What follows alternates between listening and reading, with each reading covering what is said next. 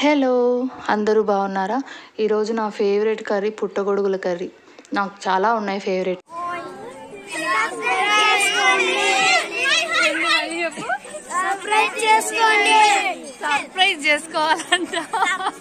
దాంట్లో పుట్టగొడుగుల కర్రీ ఒకటి. సో ఇది నాకు చాలా ఇష్టం.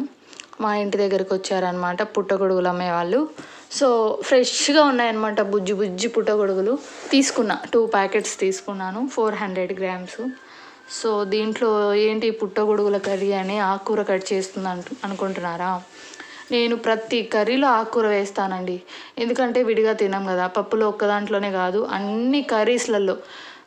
తోటకూర వేస్తాను, తర్వాత మెంతి కూర వేస్తాను, రకరకాల కూరలన్నీ వేస్తుంటా. ఆకుకూరలు, స్ప్రింగ్ ఆనియన్స్ కూడా వచ్చేసినాయి చూడండి. ఆనియన్స్కి, మా ఇంట్లో ఆనియన్స్కి బుజ్జి బుజ్జి పుట్టగొడుగులు. అసలు దానికి మట్టి కూడా లేదు, అంత క్లీన్గా ఉన్నాయి. ఇంకా కర్రీలోకి మిరపకాయలు, తర్వాత ధనియాలు, జీలకర్ర, కొబ్బరి, కొన్ని మిరియాలు, ఇవి చూడండి. అసలు పుట్టగొడుగులు కొంచెం కూడా డస్ట్ కూడా లేదు, మట్టి కూడా లేదు, అంత క్లీన్గా ఉన్నాయి అవి. మొత్తం ఇవన్నీ ఫ్రై చేసేసుకున్నాను. ఒక 4 చుక్కలు ఆయిల్ వేసాను, ఎందుకంటే ఘాటుగా ఉంటుంది కదా, తుమ్ములు దగ్గులు వస్తాయి. అవన్నీ ఎందుకని చెప్పి కొంచెం ఆయిల్ వేసాను అదే ప్యాన్లో. నెక్స్ట్ ఇంకా మనం కట్ చేసుకున్నవన్నీ ఫ్రై చేసుకోవాలి. నేను క్యాప్సికమ్ కూడా యాడ్ చేస్తున్నాను, అది కూడా హెల్త్కి మంచిది కదా, కనిపించింది వేసేద్దామని తీసుకున్నా.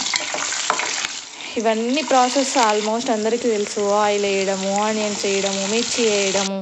అవి అయిపోయిన తర్వాత నెక్స్ట్ ఏం వేసాను, సాల్ట్ వేస్తే కొంచెం తొందరగా ఫ్రై అయిపోతాయి. అల్లం వెల్లుల్లి పేస్ట్ నేను ఇంట్లోనే తయారు చేసి పెట్టుకుంటాను ఎప్పుడు. ఇంకా క్యాప్సికమ్ వేసాను, ఒకటి మొత్తం క్యాప్సికమ్ వేసాను. టమోటోస్ ఒక 3 టమోటోస్ వేసిన, మొత్తం 3 టమోటాలు. మీకు కావాలంటే 1-2 కూడా వేసుకోవచ్చు. నేను కొంచెం గ్రేవీ కోసమని వేసాను.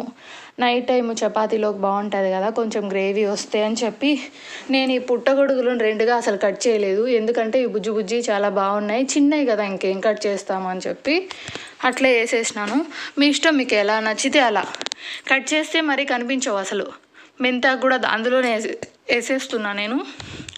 అది కూడా కొంచెం బాగా చూడండి. నేను అసలు వాటరే యాడ్ చేయలేదు, దాంట్లో నుంచి వాటర్ వచ్చినాయి, ఇంకెక్కువ వచ్చినాయి. ఇప్పుడైతే వాటితోనే అది ఉడుకుతూ ఉంటాయి, మెత్తగా అయిపోతుంది. ఇంకా గ్రైండ్ చేసి పెట్టుకున్నదంతా వేసి, కొత్తిమీర కూడా వేసి కలిపేసి మూత పెట్టేసి కొద్దిసేపు మీకు తెలిసిపోతుంది కదా ఉడికినాయి అని. ఇంకా నా కర్రీ రెడీ అయిపోయింది. మొత్తం వాటర్ అన్నీ అవే వచ్చినాయి, అవే పోయినాయి. సో రెడీ అయిపోయింది. వైట్ రైస్ పెట్టుకున్నాను, బ్రౌన్ రైస్ వద్దు అని చెప్పేసి. కర్రీ చాలా చాలా డెలీషియస్గా ఉంది, నేను తిన్నాను. చాలా చాలా నాకు ఫేవరెట్. మీరు కూడా ట్రై చేయండి. Bye bye, thank you.